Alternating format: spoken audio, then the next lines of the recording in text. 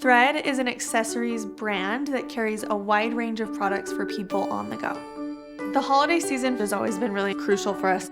It is such an important time for gift giving, and so we see a huge uptick in sales during those last few months of the year. It kicks off with back to school and then moves into Black Friday, Cyber Monday, and then obviously December. The majority of our revenue does hit during Q4.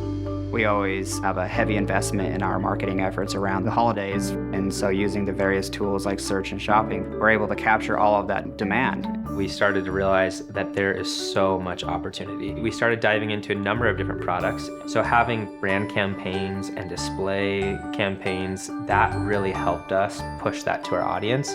Having that resource at our fingertips was so crucial.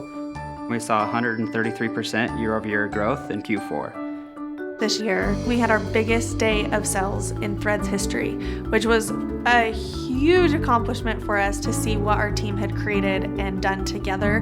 We still think there's a ton of opportunity ahead, and we're excited to go get after it. Google All In helped unlock the holiday season, and it definitely paid off.